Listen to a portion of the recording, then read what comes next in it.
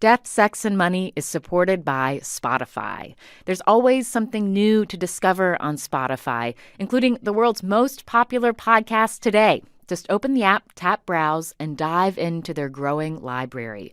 Podcasts on Spotify are streaming right now, including Death, Sex, and Money. Go check it out. I just don't make enough to pay the student loans back, so I'm like, how do I get myself into a loan that accommodates for, I don't know, for when you have a hard time. This is Death, Sex, and Money. I regret them so much. The show from WNYC about the things we think about a lot. Who lobbies for these policy changes? And need to talk about more. A lot of folks ignore the fact that we're sort of sitting on this ticking time bomb. I'm Anna Sale. And man, when you open up the phone lines to see if people have questions about student debt, they fill up fast. This is the second of our live call-in shows we did this week to answer your questions about student debt. After we put out our series about student loans earlier this summer, you kept reaching out with very concrete and vexing questions about how to deal with the debt you already have. So we got a few experts on the line and tried to answer some of those questions together. We're posting both call-in shows on our website along with all our coverage of student debt. Go to deathsexmoney.org/student loans. We also have a list of resources there if you still have questions after listening to these episodes. In this show, we talk about a lot of things: when to consolidate your student loans, what to say when you call your loan servicer, how to prioritize other things in your life along with your student loan payments, things like retirement savings, credit card debt, or, the cost of becoming parents. Thanks to all of you who called in with questions and who shared. Here's the episode.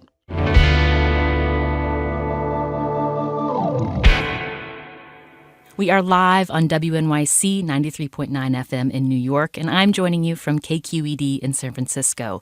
And with me to answer your student debt questions is Miranda Marquit. She's a financial expert and the senior writer at Student Loan Hero, which is a website that provides resources for people figuring out their student loan debt. Miranda also co-hosts the podcast Adulting.tv, which is all about empowering adults to be grown-ups. Miranda is joining me from Idaho Falls, Idaho. Welcome, Miranda. Thank you so much for having me on today. And we are going to do our very best to avoid jargon and to get to as many of your calls as possible. So be ready with a concrete question when we go to you. I'm going to start with a voice memo that we received from a Death, Sex, and Money listener named Michelle. My question's about private loans. I feel like most of the information out there is about federal loans and what to do. However, I have a bunch of private loans at this point. And so my question is there anything that I can even do about my private loans? Can I lower interest rates? Can I consolidate? And if so, how do I do that? So Michelle's question is about private loans. About a small percentage of total student loan debt is in private loans. But Miranda, what should she look into as far as managing private loans? Yeah, so we're going to be sad here to start the show. That's happened a lot during this coverage of student debt, unfortunately. Go ahead. Yeah. The sad news is that there aren't the same programs available for private student loan debt as there are for private loans. And when you get right down to it, yes, you can consolidate. You can consolidate them, and it's usually done through refinancing. And you can refinance your loans. You can wrap them all up into one big loan, usually with a lower interest rate and possibly a longer term and a smaller monthly payment, which can help your cash flow. So that is, sort of good news. So the simple answer is yes. You can consolidate. You can refinance those loans. There are companies that will do this that will help you do this. Quick plug, studentloanhero.com is a place you can go to compare rates and compare different loans available. We don't actually make the loans. We can just show you the companies that actually offer the loans. And disclosure, we do get a little bit of a commission, from when you refinance for those referrals. Yeah, for the referrals. So, but yes, you can. But once again, the difficulty with private loans, and I have had private loans in the past, is that you don't have the same options that you do have with federal loans. You can call your loan servicer, ask them if they have a hardship program if you're having difficulty paying. But in the end, pretty much the only thing you can do is try to refinance them all. And the further bad news is most of the time you need to have good credit, a decent income, or a co-signer who has good credit and a decent income.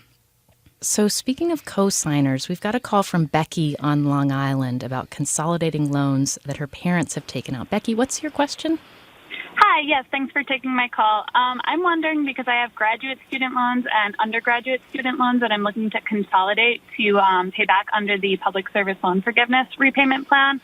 And I wasn't sure what I should do with my Parent Plus loans for my undergraduate education and if those can be consolidated. Yeah, so normally you have to consolidate those separately because they are your parents, they're the loans that your parents took out. It is possible to get your parents' names taken off of them and put them in your name. It takes a little bit of doing, but it is possible. So you might want to check into that and look into getting your parents off of them. They can't be consolidated together as long as they're separate, like under your parents for the Parent Plus and then yours separate, if that makes sense. As long as the loans are in her parents' names, they can't be consolidated into the same chunk. Yeah. And I have just a broad question about why you would look into consolidating federal student loans. Is it because if you consolidate, you may be getting a lower interest rate overall, or is it about managing the monthly payment, maybe lowering your monthly payment if you consolidate? Yeah, so consolidating your loans can stretch out. So when you do like a federal loan consolidation, they will stretch out your loan period to either 20 or 25 years. I think there are some longer periods as well, but they'll stretch that out, and then you get an average of the interest rates because each loan that you take out is a new loan, right? So each year you get a new loan. It's got a different interest rate, and when you consolidate, you get the average of those interest rates. Josh in McCaw, Idaho has a question about monthly installments. Hi, Josh, another Idahoan right off the bat. Awesome. Yeah. Welcome to Death, How are you Sex, doing? and Money. What's your question? Good. Well, so I started out with $30,000 student loan, and I haven't been able to pay. I wasn't able to pay, and I was on forbearance. Then, long story short, now I owe about $70,000. And I'm still not able to pay it. I'm a stay-at-home dad, and I just don't make enough to pay the student loans back. So I'm like, how do I get myself into a loan that accommodates for, I don't know, for when you have a hard time? Like that's what I was in a hard time. Hold on, sweetheart. My daughter. Asking questions. Stay-at-home as well. dadding in action right there. Nice, Yeah, very exactly. nice. Well done. Yes. So what do you do, Miranda, when you don't have the money to afford a monthly payment? What's the way to not just be? Is there a way to manage that properly? Yeah, so I guess first of all, these are federal loans? They are federal loans. Okay, good. So some are subsidized and some are unsubsidized. Okay, yeah, that actually doesn't make a huge difference for what I'm about to tell you. So, the good news is you can get on an income-based repayment plan. So they have these income-driven repayment plans through the government where they will help you consolidate all of your loans, and then they will look at your income and they will cap your payments at a percentage of your income. And so, I encourage you to look at the Department of Education's income-driven repayment loans and go through that process, because if you can't afford to pay, then your loans will be you'll have a much lower monthly payment, and in some cases it can even be zero. And these are still considered on-time payments. These are considered payments that they consider you as making these payments, even if they're very low. Now, the downside to income-driven repayment is that it will extend your loan term, and you can get to the point where you're not really paying down very much on the principal. This is a solution, a more of an immediate solution to help you with your monthly cash flow. And then as you get into a better financial position and you can start making bigger payments, you get off the plan and you kind of accelerate that. If you go all the way through to the end, then you could actually potentially end up paying more in the long run. But as far as a temporary solution and something that you can get on right now to help relieve some of the pressure, this is not a bad way to go. You just need to have a plan moving forward to knock out that student loan debt when you're in a better financial position.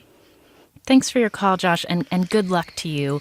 We've got a voice message from a listener named Brian who has a lot of different loans, and he wants to know how he should manage those. Let's take a listen to his voice memo.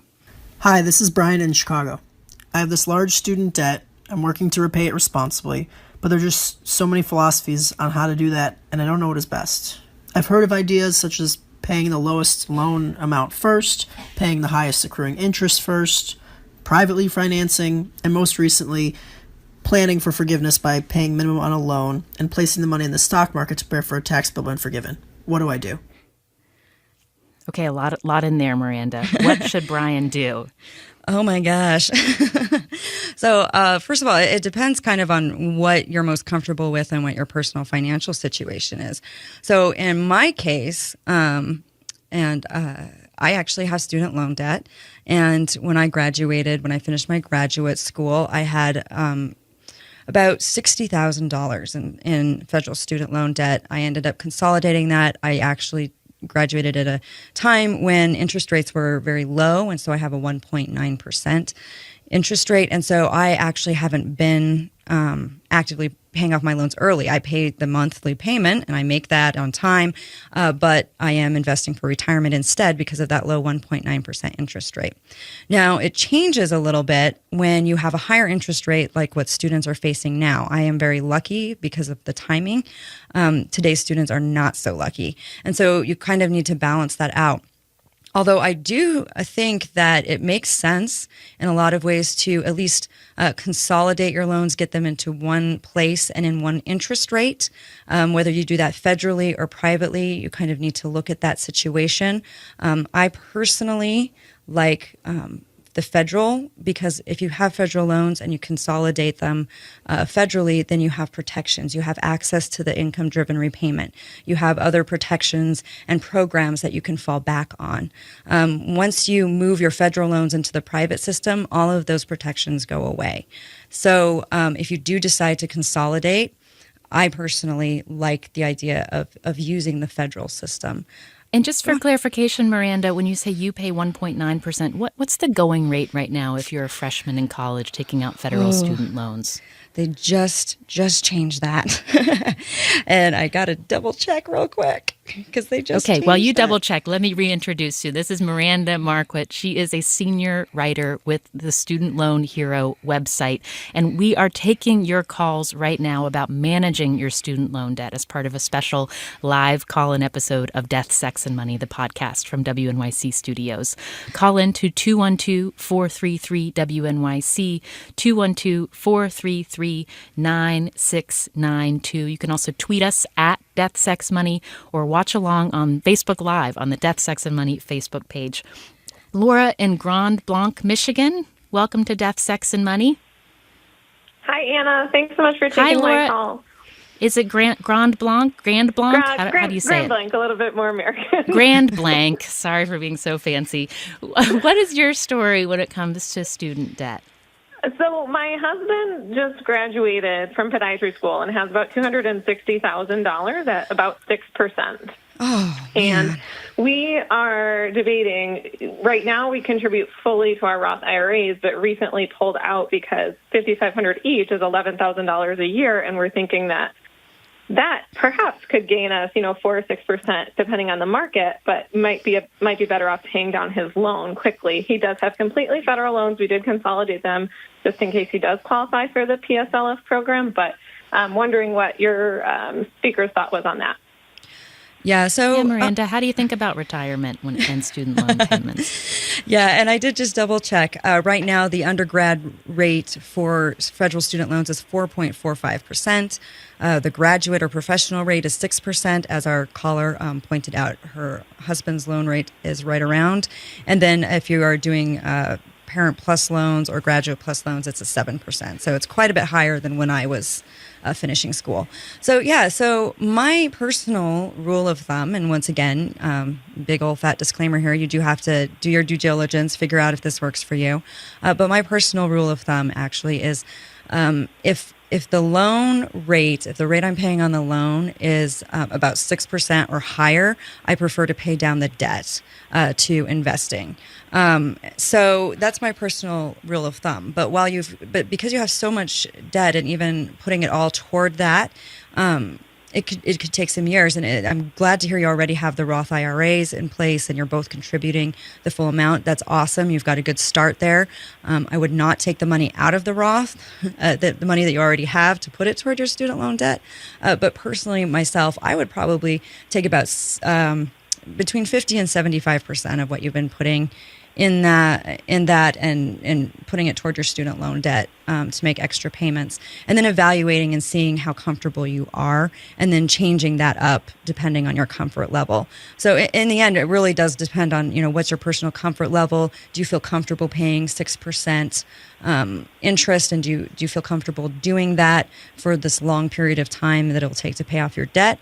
Or are you going to feel better? Are you going to feel more comfortable if you can be debt-free sooner? And I know people who are on both sides of that. And in the end, you kind of have to really look at it. But my personal rule of thumb is if you're paying more, if you're paying 6% interest or more, I like to knock out that debt. So take it for what it's worth, I guess.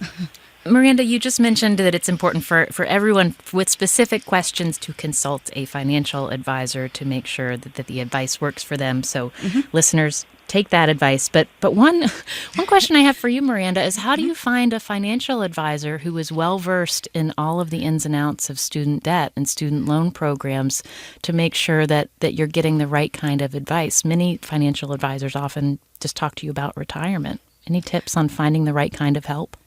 Yeah, so one of my personal favorite resources, it's called the XY Planning Network, and they have a lot of financial planners and financial advisors, and I am not in any way associated with them other than I know some of the people who are in this network, but they're the XY Planning Network, and they focus on generations X and Y. So they're really well versed in the issues that are facing millennials. And so it's just a network of financial planners. You can get a referral, and everybody I know who works there or who works through that network is somebody I personally would have no problem recommending or even going to myself. So if you're looking for somebody who understands your issues, that would be a good place to start. Another good place to start is the letsmakeaplan.org. I believe they're NPR sponsors as well. But it's a financial planning referral service as well. It's the CFP. They're all certified CFPs, and they can refer you to a CFP who can meet your needs Certified as well. Financial Planner. I like that XY network. I like that it's generationally specific to Gen X and younger, people who are dealing with a very different landscape than our parents were. We are taking your calls this hour all about student debt. 212-433-WNYC, 212-433-9692. Coming up, we'll be joined by someone who knows a lot about how to talk with student loan servicers, a financial counselor who helped his now wife work up the courage to make her first loan payment. It was their first date. Stay with us to hear that story and keep calling 212-433-WNYC, 212-433-9692.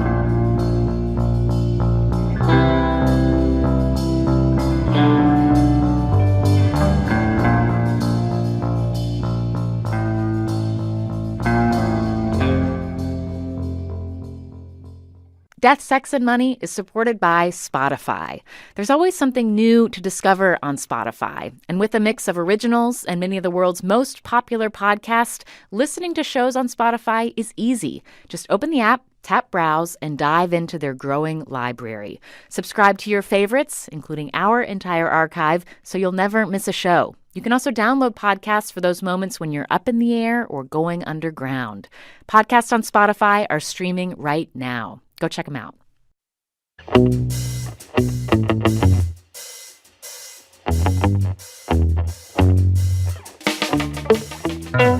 Remember we called one of your lenders and we made a payment. Yeah, I do remember that, yeah. We were just like, well, let's just call now.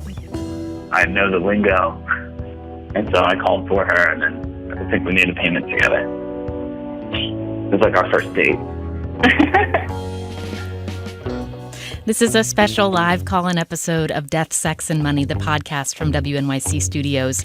I'm Anna Sale, and those voices you just heard were of a couple named Krista and Danny, whom we met in our series about student loan debt earlier this summer. For months, we've been covering your student loan stories. You can check out the entire series at deathsexmoney.org/student loans. And tonight we are taking your calls to try to give you some more guidance about how to manage your student debt. I'm joined by Miranda Marquardt, a financial expert and senior writer at the website Student Loan Hero. And we now also have Danny on the line, whose voice you just heard. He's a financial aid counselor who works at a university and a very good boyfriend on the first date. Hi, Danny. Hello. Hi, it's nice to talk to you again. Yeah. How's it going? So from the vantage point of working as a financial aid counselor with students at a university, what is the top piece of advice that you give a student who is taking out their first loan? It's a good question. I think really just to find out what your own personal cost of attendance is. A lot of schools, every school, they put together a cost of attendance, and this is based on, room and board and just basic financial literacy, and just figuring out what your exact costs are, because tuition is what it is. And that's, until something happens with all the big guys at the top, that's not going to change. And so just figuring out, okay, well, cost of living is this much, and this is how much I need to take out. That's really my main focus whenever I'm talking to a student. And there are online calculators to help you with that. You can look it up and try to calculate what your monthly payment will be based on your cost as you are a student. And Danny, I also want to ask your tips about making a call to a student loan servicer, what you did with Krista when you were first getting together. Student loan servicers, if you're not up to date on your payments, you start getting these calls. They start being calls that you ignore. It starts to be something that you just kind of don't want to deal with and feels very scary. If you're making that call for the first time to a student loan servicer, what's the plan you should go in with? Any tips on that? Absolutely. First, you got to go to the National Student Loan Database System. It's nslds.ed.gov. And you want to check and make sure that you know all of your numbers before you call them. Because what that website's really going to give you all the student loans that you've ever taken out, and a bunch of other information that's really useful for that call. And it also gives you the contact information of who exactly you need to call, like your loan servicer. And then, having that with you when you're calling is really going to help out, especially if you're talking to just someone who's already talked to 100 students already, and they're, trying to push it along, and which not all of them do, but a lot of them. Yeah. So go to the website and know your numbers. That's really good advice. And listeners, as we mentioned different resources and website URLs, know that we're going to collect all of them and put them up on our website along with this episode. So don't feel like you have to frantically take notes. But Danny, it's really, really nice to hear from you. Thank you for your help, and thank you for the conversations you're having with students who are going into the process of having student debt. It's a real service. My pleasure. Take care. I'm Anna Sale, and we are taking your calls and questions tonight at 212-433-9692. If you are a college student currently who has taken out loans and is wondering about ways to keep your debt under control while you're still in school, give us a call, 212-433-9692, 212-433-WNYC. And I also want to bring in another perspective from a college campus right now. It's a Death, Sex, and Money listener we heard from after our first episodes about student debt came out. Ben Carbonetti is a professor at Trinity College in Connecticut. Welcome, Professor Carbonetti. Hi, Anna. Hi. You know, I was really struck by the email that you sent us after we did these episodes about student loans. When you look out at a classroom of students and think about the debt and the loans that they may be taking out in order to be in your classroom, how do you think about that? Wow, that's a really good question. I worry about them for sure. My students at Trinity are, some of them, of course, it's a selective liberal arts college, and some of them are from privilege and are going to be fine, but of course some of them are, in all sorts of different circumstances, and I worry that we aren't talking about this enough, and of course I I worry about them and what they're going to do after, and I try to talk to them a lot about that, what they're going to do after, and be a good mentor and work through with them what their life priorities are and things like that. For what it's worth, when you're 18 to 22, sometimes those things are going to change a lot, but that's what... Well, those are really key conversations when you are 18 to 22. You're figuring out what kind of life choices you're going to make, how much you're going to prioritize making good money versus trying to do work that maybe doesn't earn so much but is something you're more passionate about. How do you frame that conversation with a young college student? What I try to do, of course, I think back to my own experience, having those, going through those types of decision points, and also I try to caution them that every decision you're going to make from here on out, in a way, is going to reduce the number of choices that you have. So you need to really think through where you want to be in 10 years, not just from a career standpoint, but from a life standpoint. Because when you're 18 to 22, or even in your mid-20s, I think a lot of people are really, really focused on career and chasing that dream career, and that, I think, sometimes is what gets people into trouble when they particularly go on to graduate school and they think, I need this dream career to have a fulfilling life, and I need to pursue this no matter what the cost.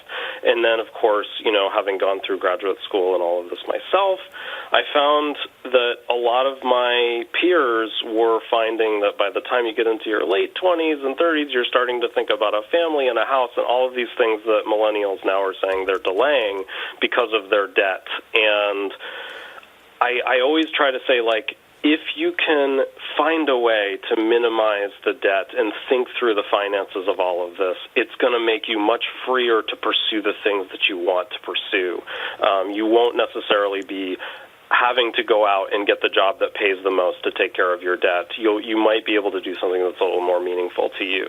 I have a lot of my students, because of what I teach, are interested in going into nonprofit, NGO work, and things like that, and they're also thinking about maybe going to law school. And I say, law school is really expensive. Make sure when you apply, you make yourself really aware of how much this is going to cost and what you are going to have to do from a job standpoint to deal with this afterwards, because you don't want to get yourself trapped in a situation where you can't pursue your passion because of the debt. Yeah, well, Professor Carbonetti, thank you. Thank you for calling in. And I want to bring Orr in Teaneck, New Jersey into the conversation because you are getting ready to go to grad school, right, Orr? That is correct. Hopefully I'll be applying to medical school next year. Ooh, and do you have any debt from your undergraduate? So luckily I got a scholarship, so it's very minimal debt, under $10,000, so it's not a huge worry. So what's your question about thinking about med school? How are you thinking about the loans that you might have to take on? What's your question for Miranda? So my question for you is, medical school across the board is extremely, extremely expensive, anywhere from $100,000 to $250,000 of debt. So I guess my question is, A, when looking for loans, what would be some tips, in terms of what to research or how to approach taking out such a large loan? And B, when would you say the difference between is, okay, do I go to a lower-ranked state school that's cheaper, And when would be the point of me saying, like, I got into such a more amazing school, is it worth, double or triple the tuition? Oh, or that's a hard question. Okay, Miranda, there's two parts to that. So first, when you were getting ready to apply for med school, like how do you begin to think about what your loan options might be, and how much control do you have at that stage when you are becoming a student again? Yeah, so when you're looking at it, I mean, you definitely want to look at what kind of interest rates you're going to pay and the kinds of terms you're going to end up with as far as student loans go. I like personally to start with federal loans, and when I went to grad school, I got as many federal loans as I could get, and then I ended up having to get private loans on top of that to fill in the gap, and it was nowhere near as expensive as going to medical school. So, but yeah, so I think you want to, first of all, take a look at that and figure out, okay, what's going to give me the best terms in the long run? What kinds of interest rates can I get? Can I compare these interest rates? And then, think about, what, are you planning on working in areas of high need for high healthcare needs, because there are special loan forgiveness programs for healthcare professionals that go beyond public service loan forgiveness. And so there are special programs available for healthcare professionals willing to work in underserved areas. And so are you planning on doing that? Are you going to be able to get a little bit of loan forgiveness from those programs as well when you get done? Is that part of your plan? So there's a lot of stuff to take into consideration when it comes to deciding where to go to school. Do you go to the fancy school that costs more, or do you go to the less expensive state school? And how do you begin to think about what that means for your earning potential? Yeah, and that's the thing, and that's kind of hard to tell because are you really as a doctor going to make 3 times as much with a degree from a fancy school as you would from a state school? And I think it also depends on where you plan to live. So where I live, in kind of a semi-rural area in a low-cost state in Idaho Falls, they charge just as much here as they would in any other city for medical help. And so somebody who went to a state school here would do just fine. They'd still be able to charge just as much, still make, good money and have, less student loan debt. So I think it also depends on, where you're planning on going. What's the competition like? Are you going to, how much is it going to matter? And I'm going to be honest, the last time I went to the doctor's office, and maybe I should have looked, but I didn't. I didn't even look to see where they had graduated. I just, I didn't look on the wall. and maybe I should have, but I didn't. So, so there, and then, it's also worth considering there are some very highly rated state schools with good medical programs. You could go to, for instance, the University of Utah has a pretty well-regarded medical program and a pretty well-regarded medical school. So, taking that in consideration as well, you could go to a highly rated state school and kind of split the difference there. Or thank you so much for your call, and good luck to you as you get those applications in. Miranda, I want to talk to you a bit about just that process of trying to figure out when you're taking out loans, how to calculate what that's going to mean 5-10 years down the road as far as monthly payments. You've written about different state level efforts to try to have more disclosure for students about what that will mean. And I want to bring Kristen Boggs into the conversation now. She's a state rep in the state of Ohio who we heard from after our first episodes about student loans ran. Welcome, Representative Boggs. Hi, thank you for having me on tonight. Sure. And I want to hear from you from the context of being in a state legislature and talking about student loan debt and what it means for your constituents and what it means for young people at this point. Is it something that you feel like your colleagues, other lawmakers, have a sense of? It depends on the colleague, quite frankly. I think some of them do. Certainly, there are a few younger members in the Ohio General Assembly that have student loan debt and, have recently been to college or grad school, and so they understand how much tuition is. But there's a lot of members who aren't in that position in life. They're much older, and it's not something that they immediately recognize as a problem in Ohio. So what are those conversations like if you're talking to an older colleague who may represent a part of the state where there's not a lot of colleges and universities, there's not a lot of recent grads? You're based in Columbus, right? Yeah, so I represent the 18th House District in Ohio, which actually has the largest population of 18 to 25-year-olds. And Ohio State University is part of my district, which has about 65,000 college students. And so what's interesting about my district is the Capitol is actually housed in my district as well. So the members are familiar with my district, and certainly everyone in Ohio recognizes Ohio State as a major institution. So that is a little bit of a segue into being able to talk to colleagues about, do you realize when you're at an OSU football game and enjoying those great seats that these students, are paying an extraordinary amount to be here, and how this impacts, Ohio's economy and their ability to be successful and their ability to want to stay in Ohio too. Because certainly, having to determine, where you're going to live the rest of your life and affordable housing costs play into that when you have a large amount of student debt load. Is there something in Ohio that you've said, this would help my constituents who are struggling with student debt? This is something that I really want to see through, that's on the table now? We just went through the process of doing our state budget, which we do it every other year. And what was commonly said around the State House is, show me your budget and it shows me your priorities. And so we simply just need to make funding higher education a priority. We've gone from a state that used to fund the majority of higher education from the 50s to the 80s. And then, starting in the late 80s through the 90s, we kept trickling back how much we invested in higher education, to the point now where Ohio is, 37th in the state for investing state funds into our higher education institutions. And that's not a place where I want to be on the national scale. And so talking to my colleagues about that this needs to be a priority, is something that I think, makes a little bit of segue with them. But, when you look at America as a whole right now, and you hear a lot of talk about, people, manufacturing jobs leaving, and when you look at the cities that are growing across the United States, you can't find a city that's growing that isn't associated with a major university.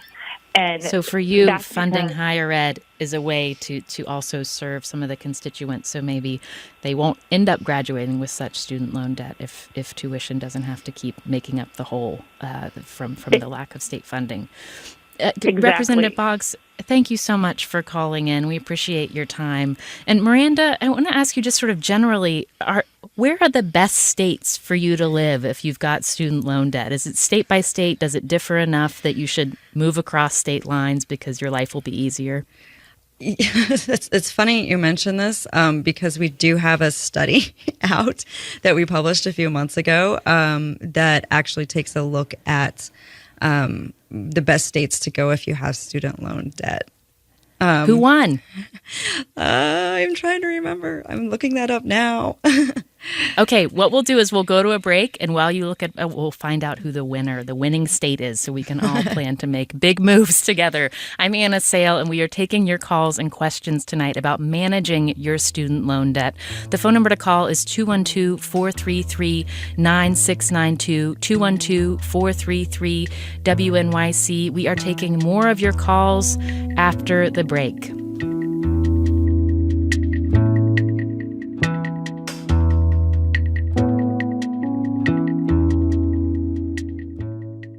Death, Sex, and Money is supported by Spotify. There's always something new to discover on Spotify. And with a mix of originals and many of the world's most popular podcasts, listening to shows on Spotify is easy. Just open the app, tap Browse, and dive into their growing library. Subscribe to your favorites, including our entire archive, so you'll never miss a show. You can also download podcasts for those moments when you're up in the air or going underground. Podcasts on Spotify are streaming right now. Go check them out.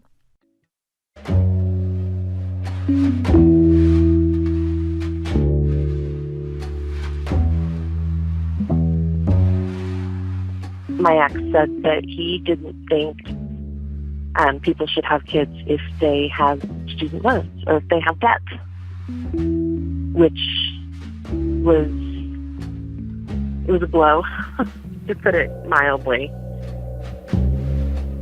I'm Anna Sale, host of the Death, Sex, and Money podcast from WNYC Studios. All this hour, we've been taking your questions about dealing with your student loan debt. And as you just heard, it's because student loan debt isn't just about a monthly payment. It affects a lot of other parts of our lives. I'm here with Miranda Marquit, a senior writer for Student Loan Hero and a financial expert. So, Miranda, the suspense across the break. What are the best states to live in if you've got student loan debt?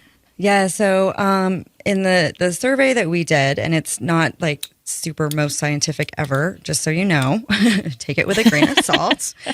Basically, what happened was what we did was we took a look at the average student loan balance of 2015 graduates living in the state, and looked at their percentage of like how it stood in terms of disposable income. So, interesting. Yeah. So, did you have enough, you're going to be able to make your student loan payments based on a 10-year repayment plan and still, be able to afford other things, like food. And so, after crunching the numbers, we came up with Utah as the best because the average student loan balance at the time of this study was $18,873.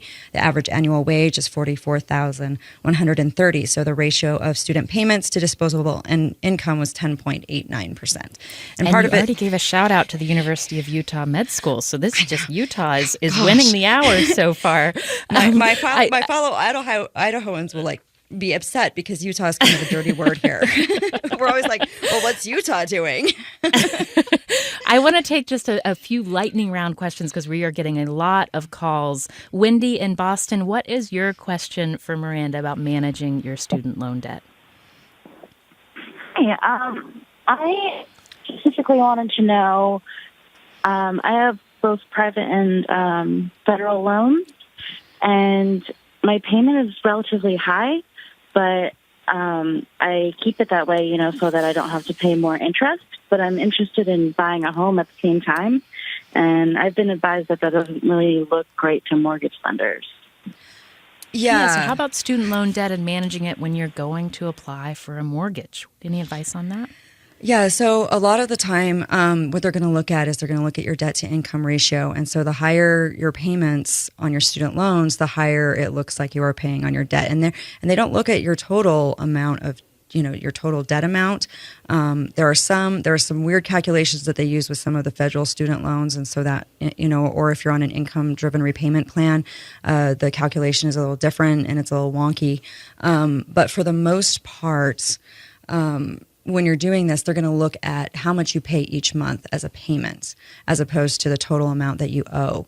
And so if you are if you have a high student loan payment, then that will cut into what's available and it will make it harder to qualify for a mortgage. Now, Fannie Mae and Freddie Mac, for better or for worse, not too long ago, well, Fannie Mae, definitely. I may have misspoken on Freddie Mac. But Fannie Mae, a few months ago, changed some of their requirements to make it easier for you to qualify for one of their qualifying loans with student loan debt. Like I said, for better or for worse, it allows you to have a higher, what they call a debt to income ratio. So a higher amount you can of borrow more money, yeah. And then it's just about whether you can handle all of the payments. Right. Wendy, thank you so much. Thanks for your question and good luck to you. Nelson on Long Island, what's your question about student loan debt? I see that your mom co-signed on one of your loans. Yes, ma'am. So some years ago, I've been out of school now about a little little less than 10 years, and I did my undergrad in a very accelerated fashion, and my mindset at the time was that I wanted to finish school as quickly as possible and start earning some money. Unfortunately, it meant I had to take more student loan debt, and I graduated into the financial crisis of 2008, and then subsequently I decided to do my master's. I've had I graduated for upwards with my master's includes upwards of $100,000 in student loan debt. My mother co-signed for my undergrad the bulk of the student loans. I have about half of them left. I attempted to have her released as the co-signer because in the back of my mind for all these years, I always had the fear that what happens if I can't make these payments and my mother is still connected to them in some fashion. So I recently tried to have them removed from her name by completing an application with Navient to have her released via the co-signer release application. And I was rejected, surprisingly, because, well, not surprisingly, I have a large amount of debt. I bought a house last year as well. So it was interesting, though, that I was rejected, and they specified that I could not dispute the rejection and prevent a additional credit check from occurring because I accidentally, apparently, was trying to be as forward as possible. I accidentally included only my income as opposed to my wife and my income collectively. I so they see. Rejected us. So is your question about the the process of applying again to get your mom's name taken off? Yes, that, and really it's actually the first time I've had a significant, or at least an issue with my lender. So they've said that in order for me to dispute it, they would have to perform an additional credit check, which for me it's a non-starter. I would prefer that they just allow me to amend the application and they can consider my collective income as opposed to my individual income. They specified it's a policy of theirs not to do that. All right, Nelson. Well, thank you for that background. And Miranda, just hearing Nelson's story, what's your advice for him right now about how to manage this? Oh yeah, good luck. So yeah, one of the things that we run into, right, when you look at like the consumer financial, the CFPB, the Consumer Financial Protection Bureau, is they have all these complaints against student loan servicers, and you can kind of see why, because it's very difficult to go through these processes and get things done. And having somebody removed as a cosigner is something that is a policy for each individual lender, and you kind of have to abide by those. You can call them and talk to them and say, hey, I didn't include this. Can I amend my original application? And if they say no, there's really not a whole lot you can do beyond redoing the application, letting them do the credit check again. The good news is that a credit check, and especially if you wait 6 months or so before you try this process again, a credit check isn't going to destroy your credit in the way a missed payment would. And so, we're talking, as long as you're not having a bunch of inquiries, we're talking like between 3 to 10 points on your credit score for the most part. Not every time, it's not written in stone, but for the most part, on average. And so, it's not going to destroy your credit. And then the other option is to, you can, if you have the credit score and the combined household income, you could perhaps try to just refinance the loan in your name only so that the loan is replaced. So the current loan is replaced by a new loan in your name only, so it's refinanced without your mother involved. Nelson, good luck to you. I want to bring in a parent now. We've heard a lot from borrowers who went through school. This is a parent of someone currently in college. Karen in New Jersey, welcome to Death, Sex, and Money. Hi, thank you. Hi, what's your question for Miranda? My daughter is a sophomore in college, and we have Parent Plus loans and student loans in her name. And I'm wondering if we should start paying them off now. Should we pay off the student loan or the Parent Plus loan? And so this is a two-part question. If we're paying them off, should we be like making a monthly payment? We just got a gift from my daughter's grandmother. Should we just put a big lump sum to it? What's your advice? Yeah, so good question. Yeah. So Leanne, once again, I heartily encourage you to consult with a financial planner, kind of look ahead and kind of run the numbers on your own. But I personally would say, maybe consider if you would like to start paying off something early, the Parent Plus loan is a good place to start. It has a higher interest rate than the interest rate on the regular student loan, the student loan in your daughter has taken out. It has a lower interest rate. Her student loan has a much lower interest rate. The Parent Plus loan has a higher interest rate. So I personally like to start there with the higher interest rate. And if this is a windfall type of money that you have and you are comfortable, you don't want to put it toward an emergency fund, or you don't have other obligations, and you are comfortable with the idea of kind of knocking down some of that debt, using that is not a bad idea at all. To use that kind of windfall to get rid of some of that debt. The other thing to consider as well is you are the parent. And as you're getting closer, I assume, to retirement and wanting to enjoy the golden years a little bit, getting rid of some of that debt that's in your name and starting out there so that you're not putting your retirement at risk is definitely something to think about. Thank you, Karen, and good luck to you. And you mentioned, Miranda, consulting a financial advisor. Angela on Facebook has the question, what is a reasonable cost to pay a financial advisor? I want someone professional, but the whole reason I need someone is that I have so little spending money. Any tips for how much you should prioritize for paying a financial advisor? Yeah, so there are a lot of them that will do it kind of on a fee-only basis. They might charge per hour, or they might charge a flat rate. If you have a specific question, a specific thing that you want to go through, looking for somebody who will sit down with you for maybe $100 or $200 to take you through the whole thing, and just help you hammer out a one-time plan. Can make sense. So it's somebody you're not going to see on a regular basis. It's not somebody you're going to go to all the time, but you want help hammering out a plan. That's personally, and I actually did this a long time ago when I was having problems.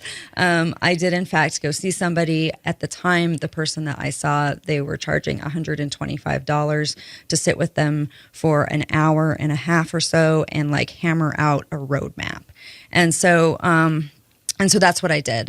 Other financial planners, they'll, help on a, basis of however, I don't even know what the going rate is right now. Wow, that one took me by surprise. Just see if you can have one session, Angela, on Facebook, and maybe that'll get you some help since money is tight. And one more question with money being tight, because we've gotten a lot of questions about people who are struggling with their monthly payments. So, Miranda, if you're not able to make your monthly payment, is it worth making some payment even though you're still going to incur fees? What do you tell people if they haven't yet figured out a way to get into an income-based repayment program? Is it worth writing a check for $200 if you owe $400? Or is it better off to spend that energy getting in a different kind of payment plan? Yeah, so, the first thing, when you can't make a payment, your first thing to do is to call a servicer. Call them, let them know what's going on. A lot of them, especially if it's for federal loans and they're federal loan servicers, they're not always super great about it, but they're supposed to help you find options to get into an affordable payment plan. So make that call before you just write the check. Yeah. We are getting to near the end of our hour, but I want to bring in one more caller. Dina was in one of our episodes on student loans. You heard her talk about feeling lost and like she screwed up and like she was book smart and world stupid. Hi, Dina. Hi. Hi. How are you, Anna? I understand that since our episodes came out, you've made a decision to do something different. Yeah. I just really kind of felt trapped, and ironically, I just hit my 10-year, anniversary or reunion, whatever it is, from college. So my student loans went up, which was not good for me. So I just really kind of thought, what can I do to not get back into this, desperate, we have no money in the bank account, we're negative, what do we do? And so I really kind of looked into what my options were, and I have decided to start my own business and really take this moment where I'm not in that dire straight situation to put myself ahead in life and really try and do that for myself, my family, and anybody else I can help along the way. That's awesome. And you. any tips, Miranda, for entrepreneurs who also have monthly student loan payments that they've got to make? Yeah, I mean, get started. Kind of do it on your own. I like to point to the American Time Use Survey, which basically says that the average American, age 15 and up, spends close to, it's like 2.8 hours watching TV each day. So take even just half of that, and do an hour and a half to 2 hours, and just sort of. Well, I guess that's more than half of 2.8, but whatever. But take an hour and a half to 2 hours an evening and work on starting this business. I mean, I'm a freelancer on the side. Before I started, doing what I do with Student Loan Hero, I've been, writing about money for, 12 years now, and just kind of moving forward with that. I think that's great, and then take all of the money you make from that and, put it toward destroying that debt. Take that and treat it as... Destroy that debt. That is a good message to end on. Good luck to you, Dina. It's nice to hear that you've got something new going on, and we wish you all the best luck. Miranda Marquit has been with me all this hour. She's a financial expert and the senior writer at the website Student Loan Hero, who is also managing her student loan debt. Thank you so much for being with us. She joined us from Idaho Falls tonight. Miranda, thank you. Thank you. You can go to deathsexmoney.org/student loans to see resources that we have there if you still have questions. You have been listening to a special live call-in from the Death, Sex, and Money podcast. This was the second of 2 nights of live conversation about student debt. You can find all of our episodes at deathsexmoney.org or in your favorite podcast app. And all of our student debt coverage is at deathsexmoney.org/student loans. Death, Sex, and Money is a production of WNYC Studios. Our team includes Katie Bishop, Annabelle Bacon, and Emily Botine, with help tonight from Jessica Miller, Ursula Summer, and Asher Stockler. Thanks to Andrew Dunn for his original scoring. The Reverend John Delore and Steve Lewis wrote our theme music. Jason Isaac is our engineer in New York. Jim Bennett is engineering me here at KQED in California.